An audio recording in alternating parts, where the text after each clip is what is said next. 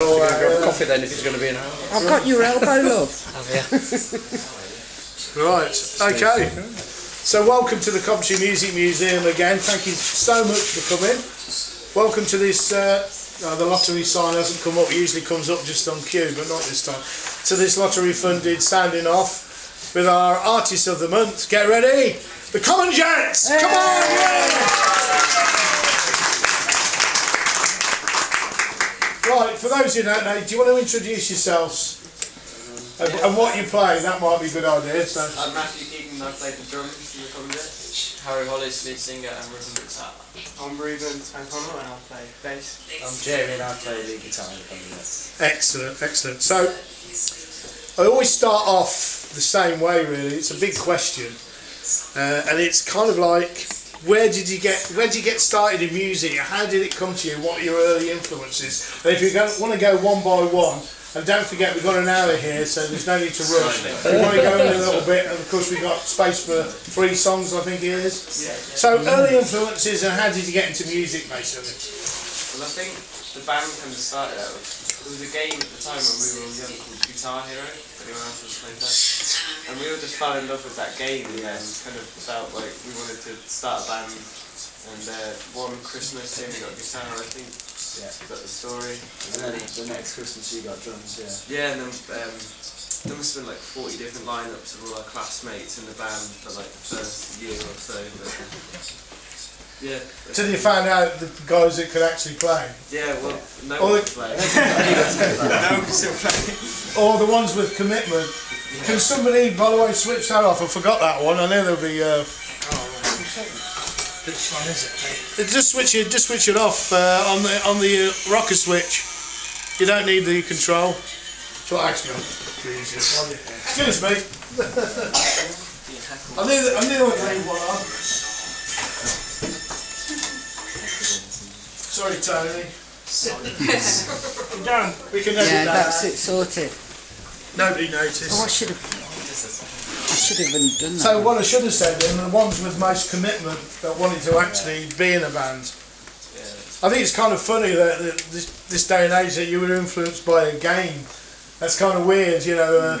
Us old ones would be influenced by watching a band at Coventry Theatre or something, you know, like Neil Davis famously got into guitar playing because he witnessed Jimi Hendrix at the Commonjets Theatre. So it's kind of funny that moving on in the times of the technology, but that's brilliant. I mean, I've got here from your biographies that some of the influences: Foo Fighters, Franz Ferdinand, the Vaccines, the Ramones. I like that. Subway.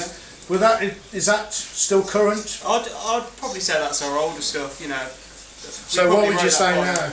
A while ago. Yeah, it changes for all of Yeah, us, it honestly. changes. We listen to. Well, throw out a few names. Let's see where we are. At the moment. Oh, I don't know. One Direction, no, Whoa! Where are you going over that? Yeah. I think we're all into different stuff at the moment. Yeah. So I've been listening to a lot more like soul, kind of older stuff. And then, I don't know, Harry's into his... straight hip hop. Yeah, straight. Gangster rap. Are you like, what's the name? Codaline? Yeah, I quite like Codaline, but then I like Guns N' Roses, Nirvana, anything really. What about blues? You ever listen to the blues? Yeah, I'm a blues fan. Quite like blues. Howlin' Wolf and all that. Nice, well, that's good to hear. And so, why did you choose your particular instrument? Let's go one by one. So, I think somehow I was tricked into playing drums. right, okay. Because the story goes, I think after Jamie got this guitar the one year, coming up to the next Christmas, my dad kind of acquired a drum kit. Acquired, yeah. Yeah, well, it sounds dodgy as it is. I think he just eBay auction or something. yeah, and he kind of just like dropped a few hints that I wanted to become a drum player. That age, you're so kind of easily moulded. I just yeah. And when you were playing it, did you ever think, I wanted to be up front with the guitar or singing? Were you quite happy there? Happy at the back, yeah, that's the usual drummer thing. So you obviously, you were cut out to be a drummer right from the start, really. Okay, then. Well, yeah, like this you said, it started off basically us three, like when we were young, like 8. Jamie got the guitar, Matt got the drums, and then they wanted a lead singer, so they said, who's the loudest kid that we know, who's the cockiest kid that we know. Me and a skinhead at the time, football shirt. Yeah, I'll do it. I'll have busted. I'll do it. So it's all fitting in. It's all becoming quite organic, and you're all taking your. And what about the bass player? Well, I like this. When we went to secondary school, we went to the same school, Woodlands, and I saw these playing in like a year 7 concert, and they didn't have a bass player. I thought, oh, I'd quite like to do that and be cool or something. So I said that I played bass, didn't really, and then I basically lied and still lying a bit now. So I went home. I went to my dad and I borrowed his bass guitar because he plays in a couple of bands as well. So and he just basically taught me a bit of stuff, and then that was it really. Yeah. So bass was in the genes then, really? Yeah, in a way. There's an album title for you then, nearly. Right, okay, so moving on to the prospects. That was the first name change that we had. That was when I think we. That was when you joined. Yeah, that was when I came in and I was just like, right, I'm not having any of this, I'm changing it. Yeah. So we had an awful name like Battle Jam or something. We were going through names like every week, but then. Oh yeah, we've got that. Yeah. Battle Jam, as you were originally called. Yeah, and then when Ruben joined, I think we were like, right, if we're let's actually try and be a band. So we decided to stick with the name and started playing gigs and stuff under the name of the Prospects. Yeah. So that was 2011. Yeah. I mean, that's obviously when I started to discover you, and was quite amazed at what these young guys were doing. And we've got some other young guys in here who are quite amazing doing stuff as well. But yeah, I remember I think I saw you for the first time.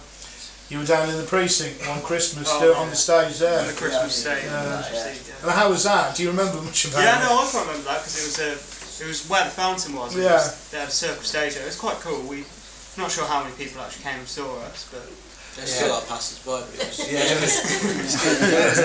Just people walking past. Yeah. Well, I can say that the people that did come, certainly who I spoke to, were all very impressed in what they heard and what they saw. And I think that sort of went on from there and started getting interest. I think you played downstairs, didn't you? Have you played downstairs? Yeah, we played. Yeah, I thought you did. Yeah, obviously. Yeah, I'm glad you did. I say that. So no, it wasn't us. But yeah, it shows how impressed we were, and everybody was saying, "What a great band!" So okay, so we're having Prospects. We're still talking about them, obviously, because I mean, Prospects as a name were around for a while, weren't you? Yeah. Under that name, so. It says here, Prospects, a great band, the winners of the Woodlands School Battle of the Bands 2011. Best achievement. Yeah. Third place in the Rotarians Young Entertainer 2011. Sorry about. I think I was a judge that week, that year. I was going for bands, but they were going for other stuff. And the A Factor finalist 2011. So, what was that like? That was a busy couple of years, I think, especially for that A Factor gig. It was like we were down at the Albany. We were there every Sunday, I think, playing for the open mic. And we used to do this thing where, because we wanted to keep learning covers and learning songs, so we used to do this thing where we'd set ourselves 2 songs to learn for the open mic. We'd have 2 rehearsals, one on a Tuesday, I think it was back then. It was Wednesday and Saturday. Wednesday and a Saturday, and we'd learn 1 song in one rehearsal, 1 in the next, then play them on Sunday. And then learn 2 more songs, so it was really busy actually. So it's a good discipline, really. No, in fact, not that anymore. Well, talking about discipline, I mean, today you're going to do some acoustic songs. Now, do you ever do that normally? I think we've done it a couple of times before. I can't remember the first time we did it, but then 2 years ago we went down to the Viaduct Festival in the Isle of Wight, and we played an acoustic set there as well as an electric set properly as well. So we have done it times, but just rarely. Yeah. So is it kind of fun to cut down the songs acoustically, or? Yeah, I think quite interesting. Interesting to see how they translate. You can basically make a new song out of the one that you've got, like a different version, which is quite nice. It's quite useful as well because a lot of the times, like these gigs that you hear of that we play, like the Isle of Wight and stuff, half the time you're not just playing this one set, you're doing little of the sets, and if you've got like a small acoustic set that you can just carry with you, that would make sense. Yeah, it's really useful. Right, well, speaking of songs, do you want to do your first song now? We'd like to.